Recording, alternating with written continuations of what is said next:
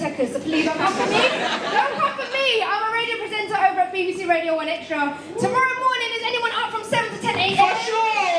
Yes, You don't have to lie, you know. BBC sounds like our friend. It's okay, it's okay.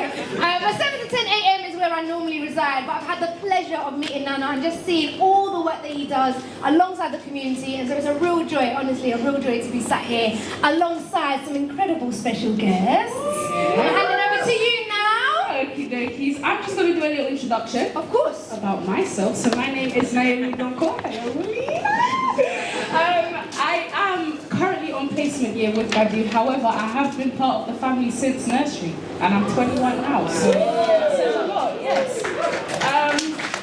I studied sociology at uni, and I thought it was just the greatest place to do it because I want to focus my dissertation on diversity within sports as well as gender and how that works out. But yeah, I won't go into too much detail, it's a bit boring, sorry everyone.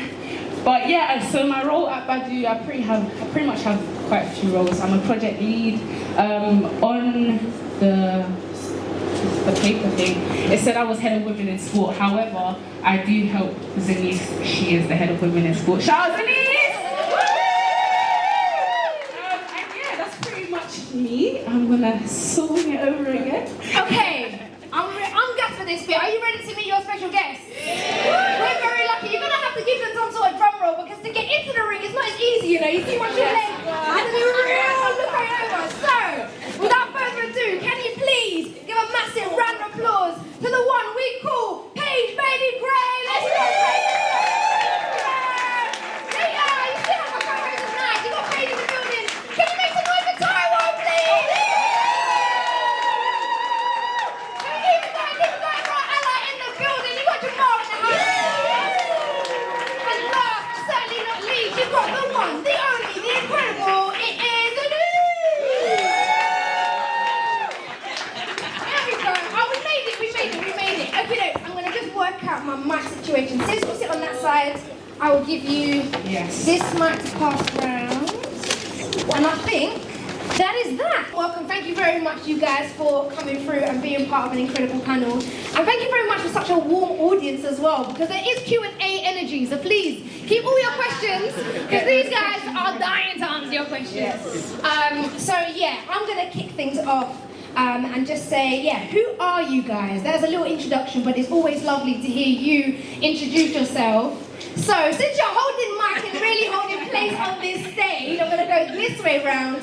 So please, Paige, could you give us a little background as to who you are, what you do, and what's your sport all about? Hi everyone. I'm a professional footballer. I play for Crystal Palace and I play for Jamaica.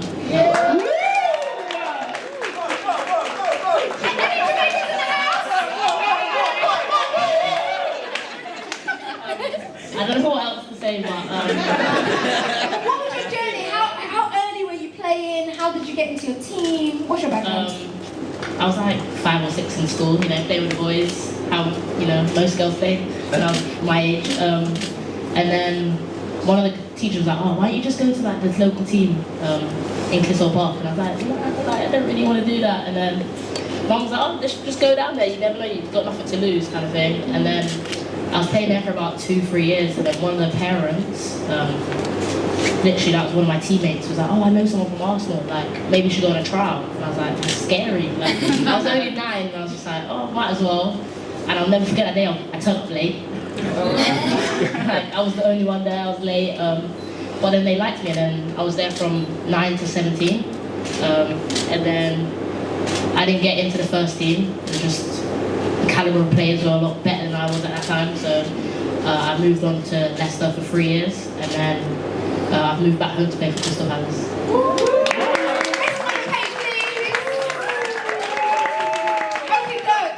We've probably got someone who I haven't met till today, and she's literally one of the bravest women I know. So, Taiwo, who are you? What's your sport, and what does it entail? So my name's Taiwo.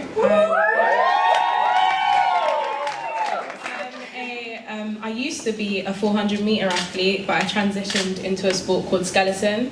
You're probably wondering what that is, but if you've heard of bobsleigh, so cool runnings,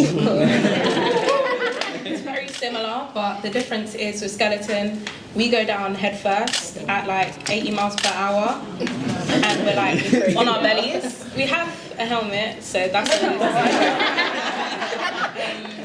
yeah, so I got into skeleton. This has come full circle, but it's pretty much been through like BADU, meeting people at BADU, and finding out about skeleton through it. And here I am. I've been doing it for like a year now, and I'm about to have my first international competition.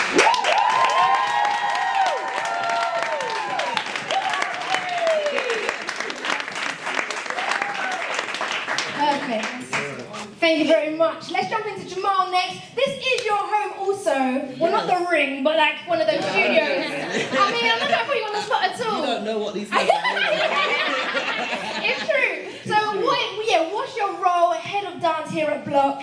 A little bit about yourself, and how did you get into that role? Oh, okay. Hi everybody. I hope you're all well. Yeah, my name is Jahmarl. I'm the first and only head trainer of dance at Blok. Can you hear me? Does this sound good? Yeah. It's better? Okay, yeah, so I'm the head trainer of dance here. We've got two signature dance classes, which are a dance fitness class called Block Party, where we just take the dance aspect of life and dance aspect of movement and fitness and marry the two and make sure you leave sweaty, you know, making sure you're toning and sculpting. Then you've got the Block B class, which is a Beyonce moment, of course. You're going to be learning choreography. You want to think about like stage performance and dancing as a unison, as one. I got into the industry through my love of dance, obviously. I've been dancing since I was high, before trying football, basketball, swimming, karate. One lesson of karate. One lesson. Please, give me all of them. I said I'm done now. I'm good, you know what I'm saying? Because we're just over there doing tumbles and forget that. But yeah, so I've been dancing for a long time, and then went to Liverpool to get my degree at LIPA. I don't know if anyone's heard of that school before.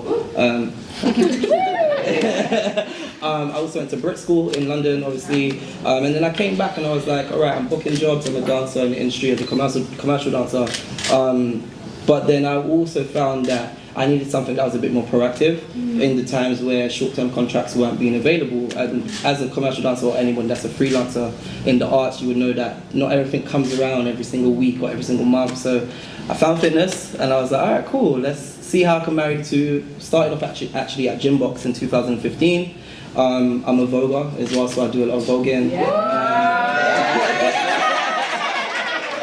So I started at Gymbox teaching Vogue and fitness together as one, and then I thought I needed to level up. I was like, I'm better than this, I need more. And then yeah, I got introduced to Blok 2 years later, so around 2017, for a friend called Jermaine Johnson, who's now with Peloton. And yeah, since then I've just been able to develop the dance discipline at Blok and become the head trainer for 2 years now. Wow. Thank you very much. Your people are very much in the room, you know, so don't worry, you're good company. Zeniece, let me jump over to you, heading up women's sport here at BADU Sports as well. What does that role entail? How did you get into it, and what's your story? So, hi everyone, I'm Zeniece. Hi, Zeniece. So yeah, I am the head of women in sport at BADU. I'm also a student at the moment and a tennis player. So tennis is my sport.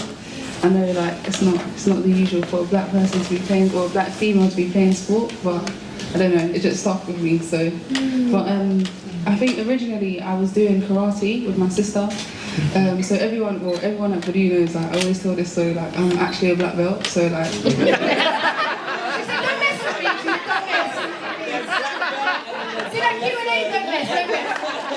You're trying to embarrass me. One lesson of black belt. And yeah, I just used to do a lot of competitions. My whole family's kind of sporty, so it's always been in the genes. And then in primary school, we were just playing, like just mess about tennis. And the coach said to my mum, "Oh, you should go to similar to Paige actually, Clissold Park to start lessons there." Started there when I was 6, I think, or 7, and just never stopped really. So.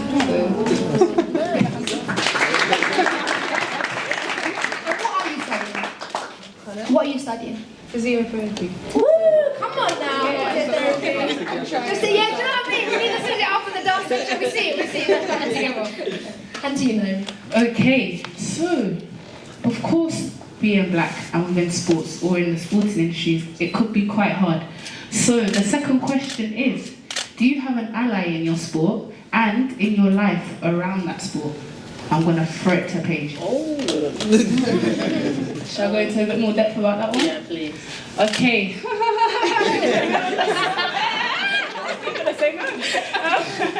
So, of course, like within sport, we build a community. So with BADU and even the triathlon, shout all the triathletes here. It was like a community thing where even though a lot of people couldn't swim, we were able to come together and we all felt supported and safe. So within your sport, is like, was there that or is there that for you right now? More now that I've switched my allegiance to play with Jamaica. But before that, I was playing for England, like youth teams, and it was just me by myself. Like there was no one else around me. But when I was at Arsenal, there was like a period where there was like literally 5 of us, and I was so excited that there were so many black people, like black girls playing at the same time. Like we were all good, but it's just like, you know, we have the barriers that they don't want to talk about, but we know there's them. You know, we always have to try harder, but it's never spoke about.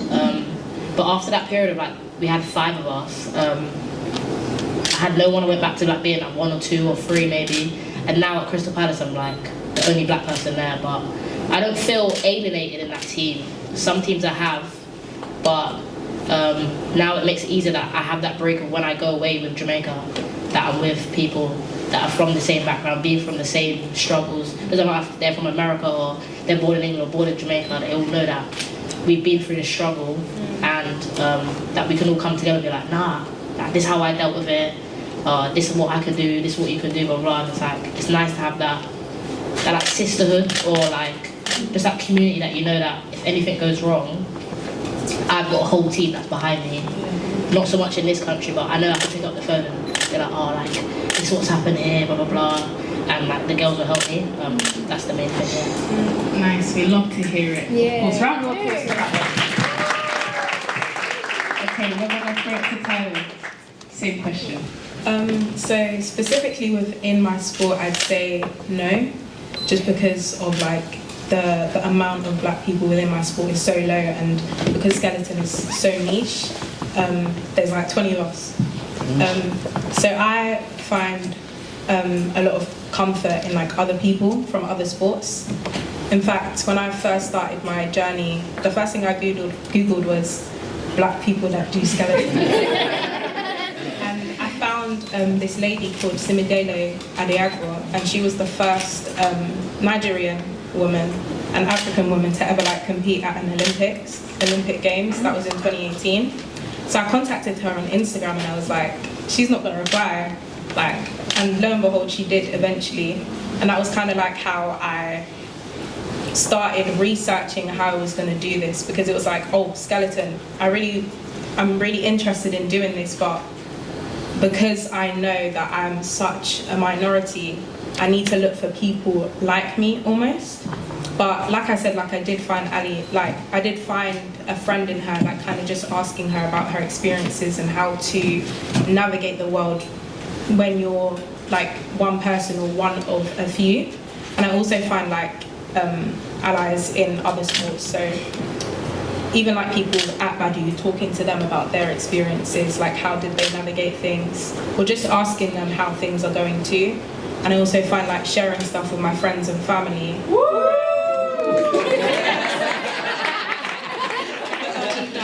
You guys, literally, because when things happen to you, you're able to share that, and it's kind of like 11 times out of 10, your feelings are valid. And when you're able to share that with someone that understands your experiences, you feel less crazy, or you feel like you're not like over-exaggerating. And because they're able to provide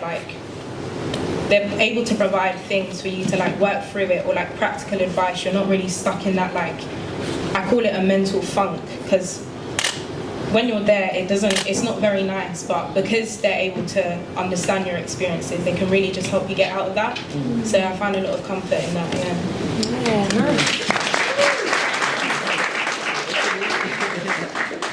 Same question? Yes. Yes. However, I'm going to throw it This is fun. Well, actually, before you ask about change and how your industry has changed, I'm going to keep it on Jahmarl first, and then I'm going to ask you about your defining moments. I'm going to switch, but keep it to Jahmarl first. Sure, cool. Allyship in workspaces as such. No. I think when you think about allyship, there's so many ways you can be an ally, right?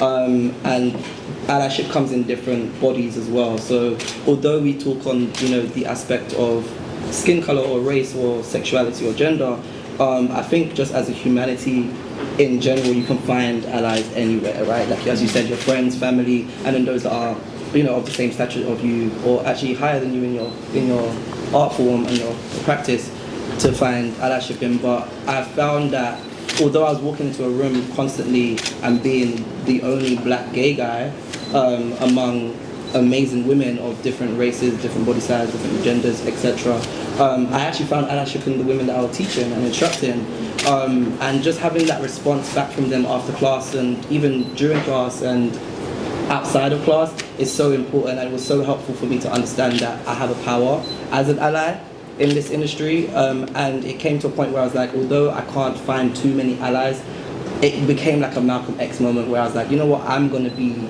that change, and I was able to, okay, thank you. And that kind of is like full circle for me, because when I joined the Blok team in 2016-17, again, I was one of very few black gay people. There's one other person, Paige. Big up Paige, she's not in the building, but Paige is the big one over here. But yeah, I was, like I said, I wanted to be the change, and taking the power of the head trainer role was really important to me. And I was able to introduce and create, alongside other people at Blok, a committee called the Diversity and Inclusion Committee. And no shade, I'm gonna say it from now, if it wasn't for me, none of this would be happening. So I'm gonna take my roses.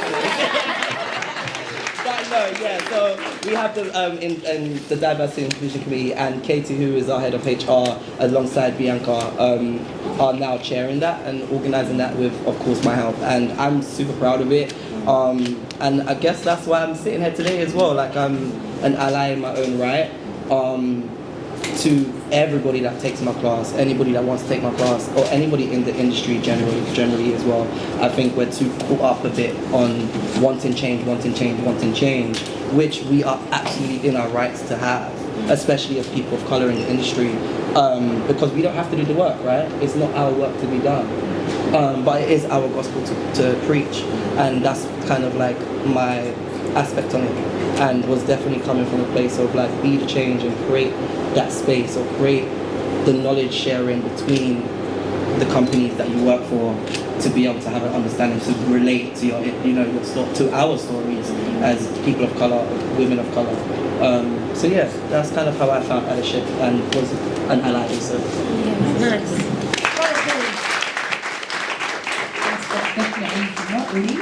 Is it the same question? I think for me it's been quite difficult in tennis, just because we all know it's like the rich white person or white man in sport. Oh, sorry, just noticed you turned it up, so I feel like I'm echoing.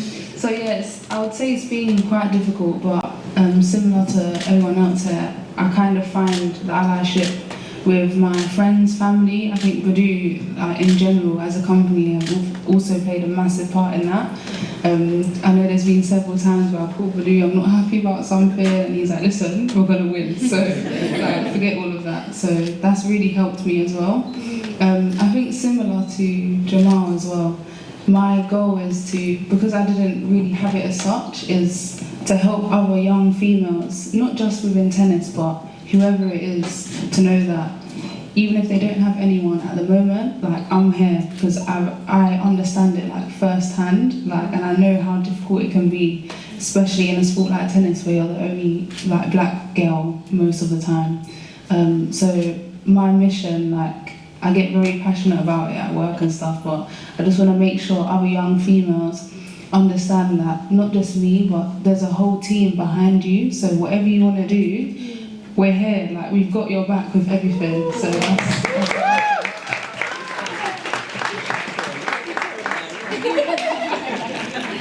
Oh, bass, even though I usually have no bass. Before you ask all about change and what does the future of sport look like, I would love to just say there are so many people in the audience who I know are listening thinking, I know people in sport, I know black people that want to do this sport and may often feel like they're the only one. And so this question is all to do with this panel that's called Proud to Be. And I would love to know your defining moment. What was that moment for you where you're like, I'm so proud to be black, and I'm so proud to be in my field and in my sport. This was the moment that when I tell it, I want other black people to be like, yeah, I can do it too. And so starting on this side with my lovely Paige, would love to know, what was your defining moment in your sport? Oh, that's a hard one. I've never really thought of it, but I think recently qualifying for the World Cup with Jamaica. The main thing was like, we've done it once. We're not like, we can't just do it once. We've done it twice now. And obviously having a lot of black girls by my side, coaches, and obviously seeing people messaging me like, oh, I didn't know we could do that. I didn't know that Jamaica even played football like that, but we do. And there's like, you have an opportunity to do that. It's your choice if you want to change to your home country or your home nation, but I felt like I wanted to get in touch with my roots, to be proud, to make my family proud, to play for my home country where I've come from, was the main goal for me right now, and that's why I'm proud. Yeah. Mine's a lot smaller, I'd say. It's like very just special to me. So this happened like a couple months ago, but I feel like it happened over a period of time. So when I first got into my training environment, being around people that like I didn't really relate with that much, I think you get to a point where you kind of hide different aspects of yourself, because it's like, ew, I don't know how you're gonna respond if I say this, or if I behave like this, I don't really know how you're gonna respond. And obviously, like being in an environment where you don't really relate with people, you automatically start questioning, do I deserve to be here, or am I meant to be here? Kind of like that imposter syndrome that kicks in. But especially over like this summer, I feel like I've just gotten into my bag of being It's weird, like even, I'll give an example. When we were on pre-season, so we just come back from Latvia like a week ago, maybe even just a couple of days ago. And I remember someone saying to me, oh, Taiwo, like, is Taiwo your real name? And I was like, well, yeah. Basically, like, the first name on my passport is a different name, but my preferred name is Taiwo. So it's one of my names, Taiwo. And then I was like, this is a perfect opportunity for me to speak about, like, my blackness and what different names mean for black people and what they actually like, what they entail basically. So I was like, yeah, Taiwo's one of my 5 names, and they were like, oh, 5. I said to them, yeah, 5, but they mean different things. Like when you're from Nigeria, it's an honor to be named like multiple names. You get them from different family members, and they all mean different things.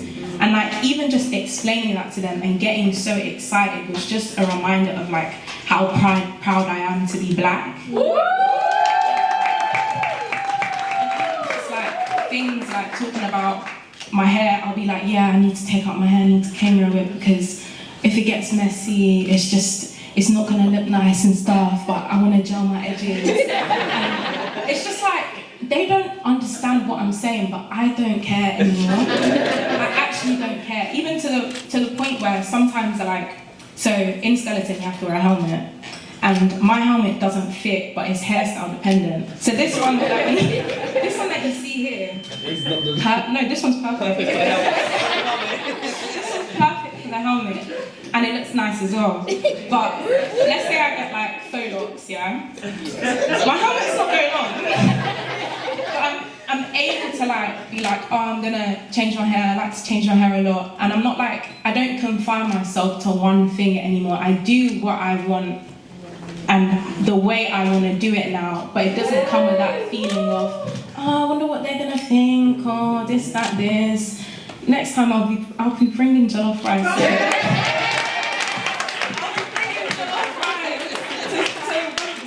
travel, I'll bring jollof fries. They'll be like, what's that? I'll be like, jollof fries and plantains. Do you want to? Oh my days. That's true though, you have to bring your food to work. There's multiple times I bring chicken and right, yeah, anyway. I guess my defining moment really simply was actually becoming a trainer for dance at a company that is a boutique gym in London. There's very few black head trainers in London in my role, and again, just the idea of being able to use that power to, like, not even redefine, but reform what actually happens around you. I think it's important to be, self-righteous and enjoy that and be like, yeah, I stand in my blackness, absolutely, but that power to be able to make change is like super, super like grateful, like it feels good, it feels really good. So yeah, I guess that was my redefining moment for like recently. I guess it was 2 years ago, so that's when I started the role, so yeah. Simply.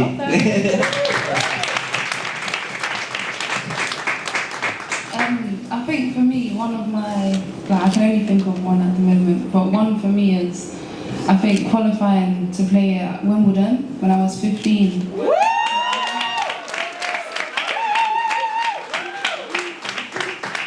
For me, it was, I don't know if people are used to tennis and how draws and stuff works, but it's more like you play a qualifiers, so there's a main event. So Wimbledon's the main draw, that's the big thing. And then before that you have to play qualifiers, so that's no one really knows who you are, but you can go and play that if you want. So of course, as a black girl from Hackney, even though my ranking was good enough for me to go into the main draw, they were playing qualifiers. I'm like, cool, used to it kind of at this point. So I played the qualifiers, and then my match, so there's different courts obviously on the playing ground, and one of my matches, my last match of the group was supposed to be on a hidden court sort of thing, and they actually ended up moving me to the front centre court with all these, but this wasn't a good thing at this point. This was sorry to kill it, but this was we're gonna put her here to basically make her nervous with all the umpires, all the ball people, and I'm okay, it's not the usual, but cool. And then I actually ended up winning that match, which I was supposed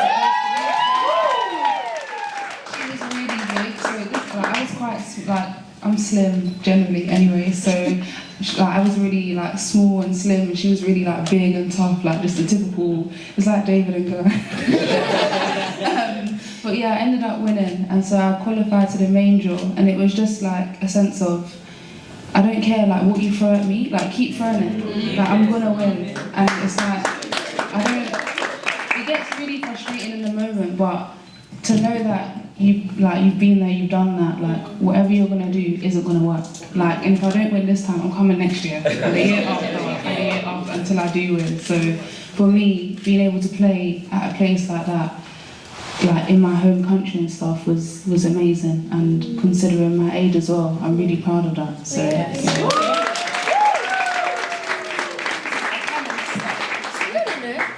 I do apologise, everyone. I did read the wrong question out. Did you know? Honestly, it's the best quality you get. So I'm going to throw it back to you because I don't actually have a question. No. Before we go to Q&A and we open up to all questions, we want to know the future of your sport, right? We want to know, okay, what's gone past? We know these stories, but what's coming up? What's coming up next? So what can we look forward to in each sport, and what do you think the future holds?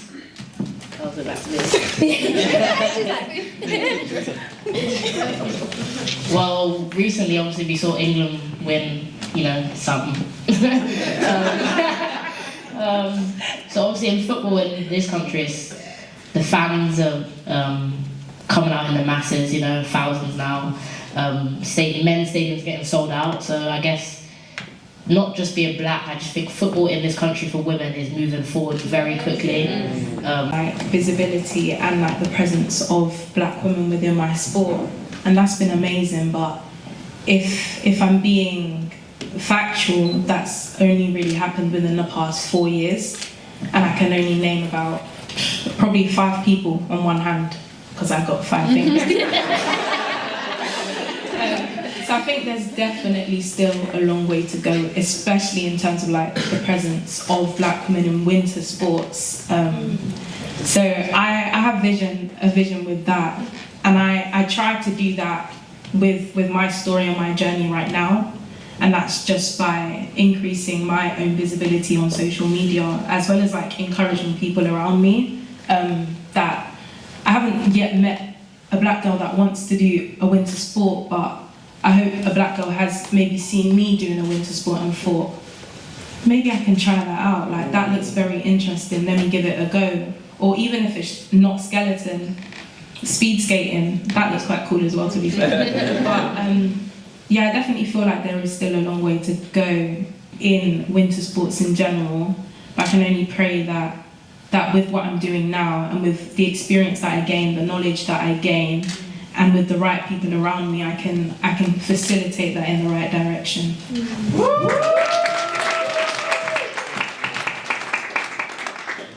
have to follow all of that now.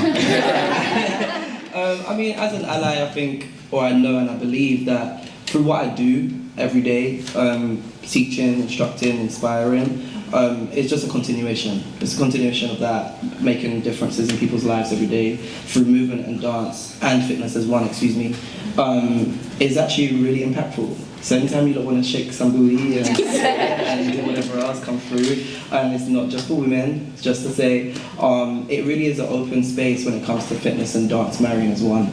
A lot of people get under the assumption that you have to be able to dance, you have to learn a routine, or you have to do this. No, forget that. Especially in dance fitness as a discipline or a class, especially at Blok, it's so open for everything. So I think just continuing to be that ally in the industry is always important. But I'm also not going to stop until I see like Dark and Lovely, Cantu, Eco Gel, all of that Palmer's olive oil in the changing room. Then, you know what I'm saying? Then I'm like, yeah, because that is so important, right? Like you talk about our visibility, I think, like when you go to a gym, you don't see our products that we use. And it's so difficult to be able to, well, it's not difficult, it's just such an extra piece of work to pack an extra bag with smaller versions of your hair shampoo, your cream, your this, that, and that. But like, could you imagine going to a gym and seeing all of your gel, your cream, your shampoo? Like that to me is like the future. Like that's what I see. And like I said, I'm a champion.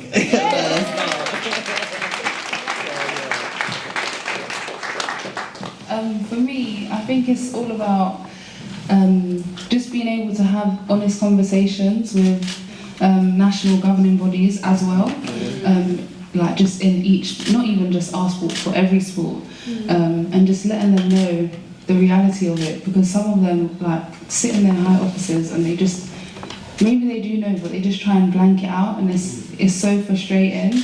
But when that happens, it's also about not even, you don't have to let them know, but it's also for them to understand that we're telling you what the problem is, this is what we want to see change, you can be a part of it, we're going to do it anyway. So if you're not backing us, we're still going to do it. So I feel like it's all about just creating your own space where you feel welcome and you are encouraging people that look like you to come in, because you understand, as Jahmarl said, all of the hair products and stuff, don't worry about that, just turn up. Be the athlete, we've got you. And it's all about that instead of all these extra things that just always seem to come up with people from our community. So yeah, that's my hope for the future. Well, not hope, it's gonna happen.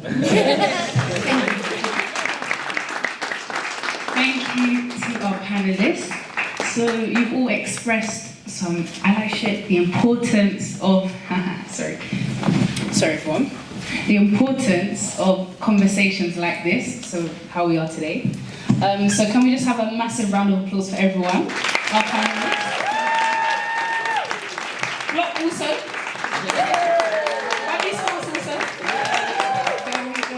Okay, it is now Q&A time. Yes. Yes. So I'm going to do my best to get through these barriers over this side.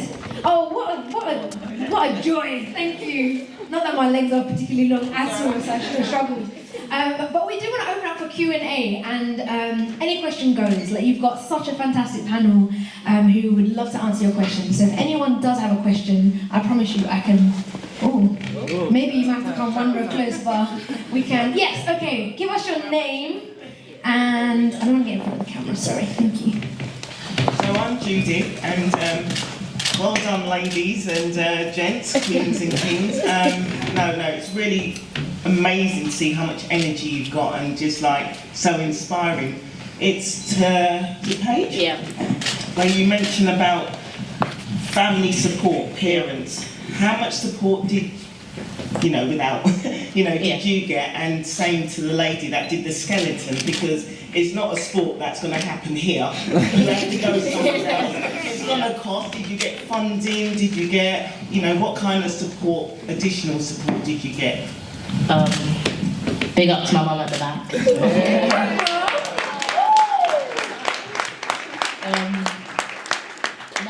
I couldn't be sat here today if it wasn't for my mum. Like, for her to believe in my dream when I was playing every sport under the sun. Like, Mr. Badu knows every sport.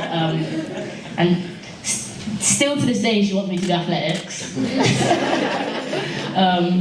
But without her, like, driving me literally here, there, and everywhere, like, up and down the country, I wouldn't be able to do what I was doing. So it was like I said, the support. If I didn't have that support, I wouldn't be playing any sports, I don't think.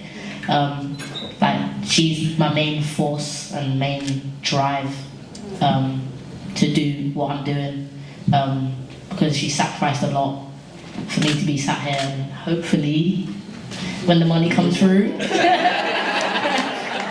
we're going to be out of Hackney and Mum. But the main thing is like her support, and like my sister, like the immediate family, and obviously people like Mr. Badu, like chosen family, for support was the main thing why me and probably some of my panelists can be sat here today with the support. I love that.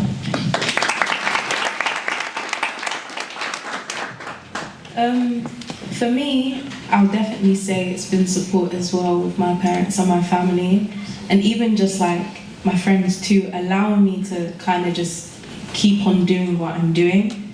So I was also a jack of all trades. I loved sports when I was younger, to the point where in like parents' evening, I'd just be like, yeah, let's go to my PE teacher. Like, so I feel like a lot of it has definitely been the support I've received from like the people around me. In regards to funding, I know you did speak about that. With Skeleton, it's more something that you get talent identified for. So I used to do 400 meters, and even the way that I found out was when I was on the Level Up program with BADU, and I met one of the program leads called Hannibal Morris, and we had this conversation. It was initially about how do I find an athletics team post-uni that I can train with, and he said, because of his role, he suggested that I try out Skeleton just because there were a few campaigns running, and what British Skeleton do is they run campaigns in the lead up to Olympics and after an Olympic Games to identify talent, just because the sport's done so well in previous years. So that was kind of how I stepped into it, and the initial phases were self-funded. There were about 5 different phases over the course of 6 months, and that was all like self-funded through like my parents, me like working part-time as well. And then having gotten onto the team, we are funded by UK Sport, and that would be like a monthly amount to me.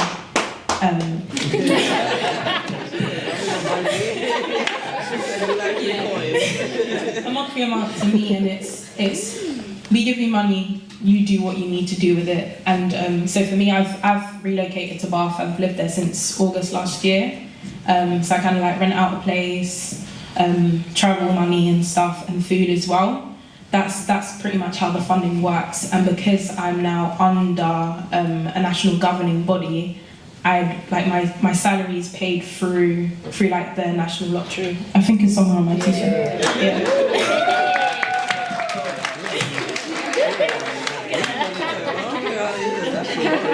The money, no. The money still needs to come in. Let's be honest. Perfect. Thank you very much, and Judy, thank you very much for the question. Any other questions? I will ask a question. Yeah, so give us your name. Yes, Marlene. Hi everyone, I'm Marlene. Hey, Zeniece. I just want to say thank you to all the panelists because there's a lot of things that you guys have said that I can resonate with. So I currently play rugby at university. And it is very hard being one of 4 coloured people on the team, and there's over 25. So it is very hard, but I love the fact that I have people that I can resonate with, people that have and are going through the same things as me. My question would be, looking back at your journey, what is one message you would say to the younger generation? Who's that to? Everyone of them, yeah. Yes. That's what all everybody. Surprisingly, I feel like I already have the answer for that. It would definitely be like, don't get so hung over something that hasn't even happened yet. And I say that because with uncertainty in life, it's gonna happen anyways. Like, whether it's, oh, do I have enough cereal for the next day, or something as simple as that. Like, there'll always be uncertainty in life, and when you get caught up in that uncertainty, it can really it can make you just not happy with where you are. So I would say, by having that mindset that I'm just gonna keep doing what I need to do for today, I feel like that's one of the things that's definitely just helped me get over things very quickly, number one. Number two, it's helped me redirect myself quicker as well, and kind of get the most out of everything I do on a daily basis. I say that mainly because in the past couple of months, things have happened for me regarding like my situation for if I'll be in Bath or London next year, or even in terms of selection policies, the way the politics of sport, basically, if we're going to call it that. And because of that, adopting that mindset of, this thing hasn't even happened yet, and this is all performance dependent, by the way. Like, I haven't even had my first race. Like, I haven't stepped onto the track yet for performance to race. So why am I going to obsess about something that hasn't happened yet? And it's made things a lot easier for me. It's made me more positive, and it's helped me get the most out of every single moment, really. Yeah.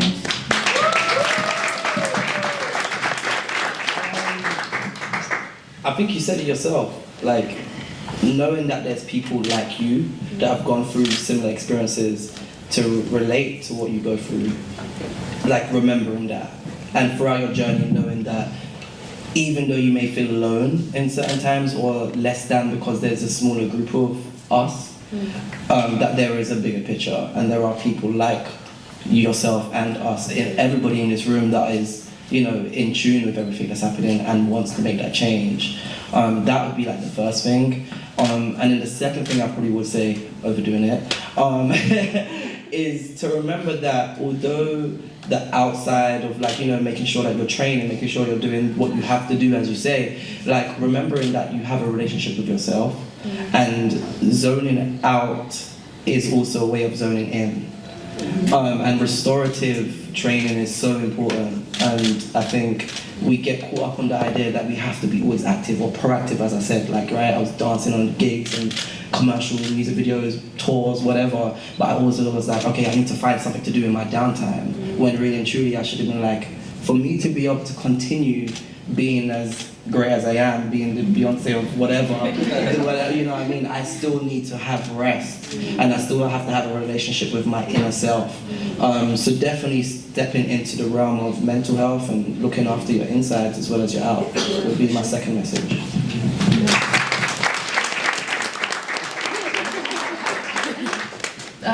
I think for me, it's a tough one, but I'd probably say just you're enough.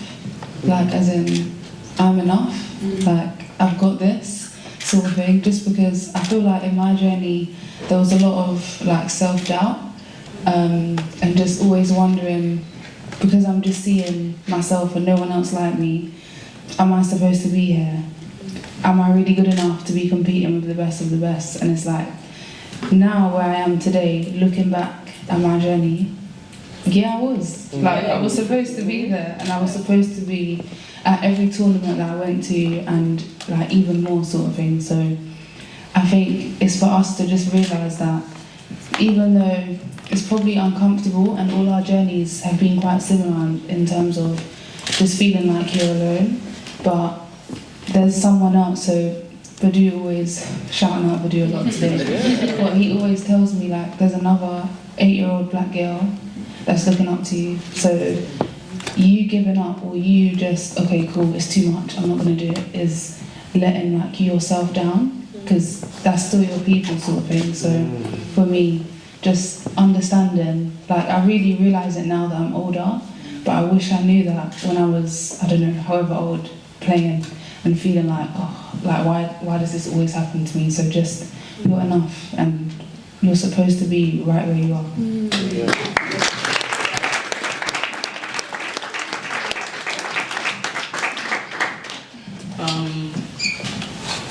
I would say not let one person's opinion define how you're feeling. Because in my sport especially, it's based on opinion.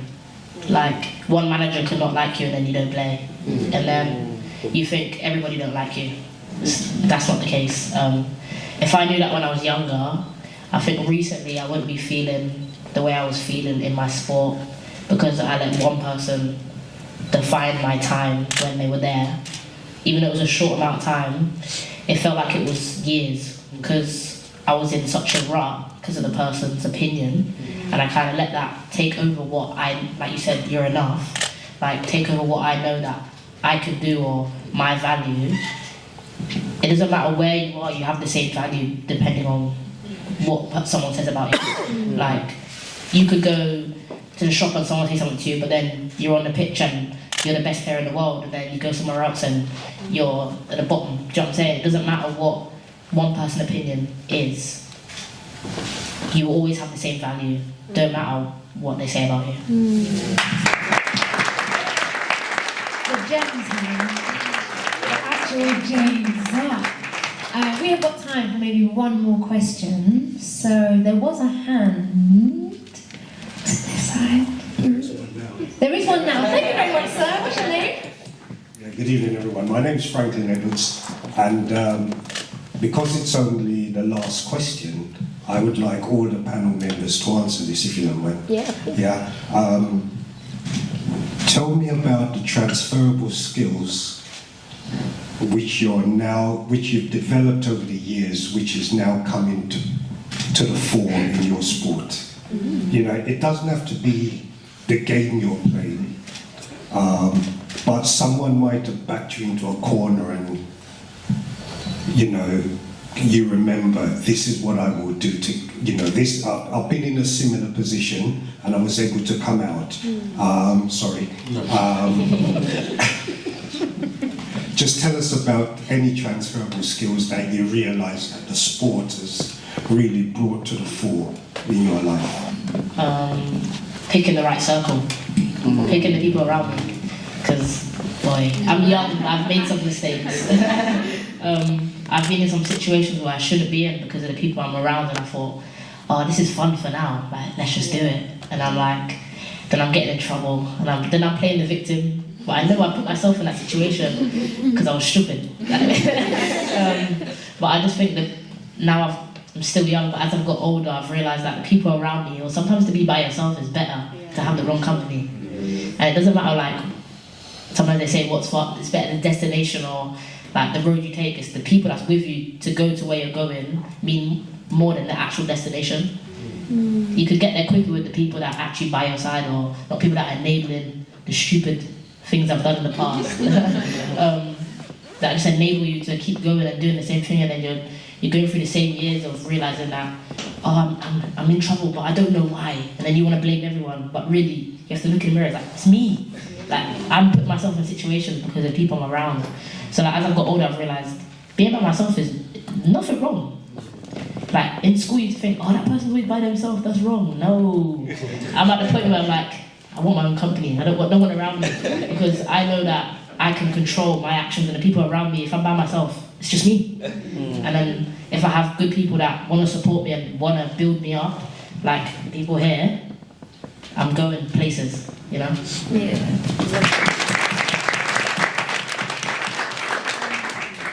I would say for me it's definitely two. The first one is discipline. Over the past 2 years, I'm the type of person to usually be like hard on myself if I don't get X, Y, and Z done. Like if my to-do list isn't done by the end of the day, I'm in trouble with myself. But I feel like that being able to like figure out discipline that's more productive, so like not being upset with myself, has definitely helped me over the years. I say that because it just allows me to do what I need to do when I need to do it, and I feel like that's helped me a lot over the past couple of years. Even if I can definitely even link it into my transition into skeleton. So when I first started the BADU program, that was literally September. We'd had a whole year of lockdowns upon lockdowns, and throughout that lockdown, I was training all the time. My parents would be like, "Where are you going now?" Boris Johnson said 30 minutes of exercise. I was leaving my house twice a day to go and exercise. My parents would be like, "Where are you going?" I'm like, I need to train. And in hindsight, it's almost as if it was preparing me for this transition. And just keeping that discipline with me over the past couple of years is something that's really just helped me in all areas of life. I'd say the second one is stubbornness.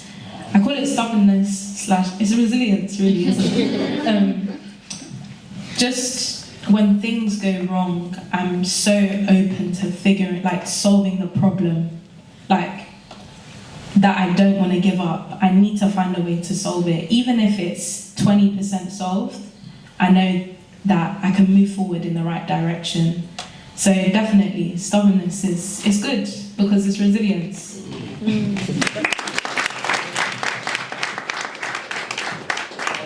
I think, like Taiwo, I've got two also. One started very early on in my journey that I realised that I had to put into practice straight away, which was openness and being open to meeting new people. Which it happens every day, right? I teach classes in a boutique gym. I meet hundreds of people weekly, some almost regulars, but every time there's that new person or new body in the room, you have to remember that you have to be open, but then not only that, you have to be patient. And back to what I was saying to yourself about, being patient or finding your inner journey for yourself as well, like being patient with yourself. It came to a time in my journey that I actually picked up a heart condition. I'm okay now, don't worry.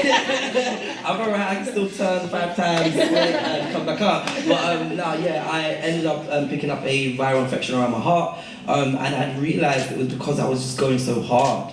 I was going in, and I was like travelling a lot, doing work, teaching X amount of classes weekly, and just I weren't being patient with myself.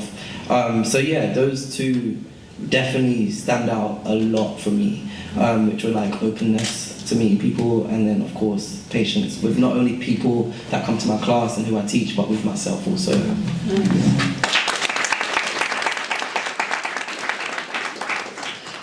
For me, I think it's two as well. Sorry, we've just done our own spin on it. But I think the first one for me is just knowing your worth. So for me, like knowing and understanding what I bring, to, whether that's on a tennis court, whether that's at work, whether that's at uni, just understanding that I also have experience, like I also know what's going on, I also can bring something to everyone else. It's not just me in the background and just, just listening to everyone else. So for me, that's really important. And I think the second one for me is honesty. So I think this has come out, like especially at work, where we might have a massive presentation to like a massive brand, and I'm like, I don't know if I should, like, there's something I want to say, there's something I know I like kind of have to say, but it's also about letting them understand your truth.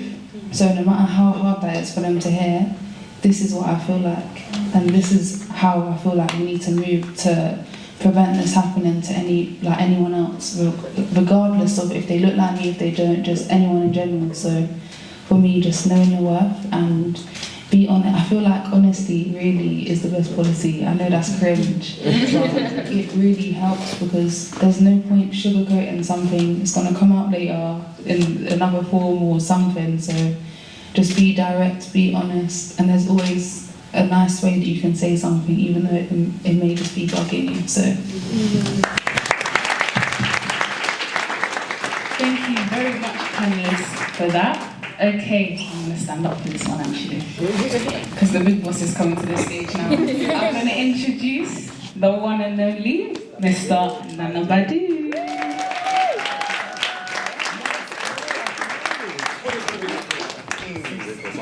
Oh, no, you want to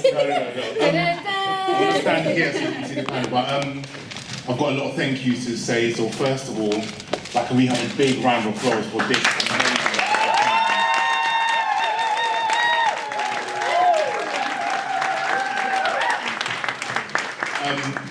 So, not to, like, often what we do as an organisation is to look at how we can always leave messages for the next generation, and often it's not even written, it's in the people. We believe very much that the power is within the people that you see around you.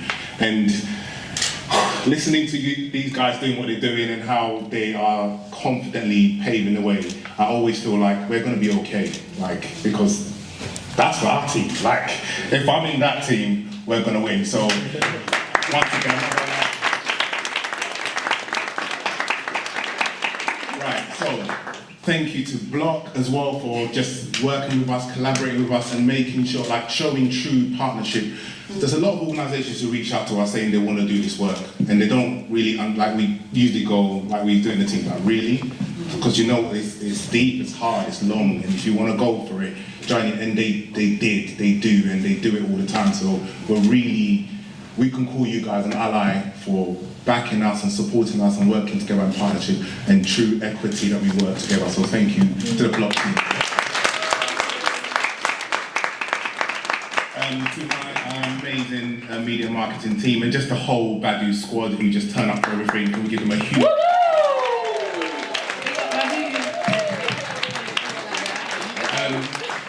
There is one individual as well that I want to thank before I thank everyone else. He's hiding in the corner. He's the model, so you can see how he's but Joe is, like, in the last 2 years, has been the project lead for our Proud to Be campaign, and even things like how we name how we celebrate our Black history is our Proud to Be. And Joe, kind of every year we put the pressure on him, and he's grown every age, like throughout the years, often learning and listening. And this year I'm watching him grow even more, particularly how he's working with others and leading quietly. Though Joe is not much of a speaker, but he's determined, he's capable, he's like, just well done, congratulations. Let's not forget Naomi. Thank you very much. I don't have to say no more. And also, like, Swarzy, can we give her a big shout? Like, Swarzy's like, I think we were just in the cab coming back from, like, an event and so on, and I was like, oh, we need to do this, and she's like, I'm there. Like, that's just literally the people we have in our network, in our family. When is it? What is it? I'm there. She's got work early in the morning, you know, on the radio. Like, I'm here with the team, so. Right, so thank you very much. I'm supposed to announce a few things. Isabel's looking at me like, are you going to remember to say something? If I've forgotten, someone in the team will tell you. Just want to thank you all for making sure that you're part of the change that we need to see by turning up, showing up, and being that support system for all our communities and also people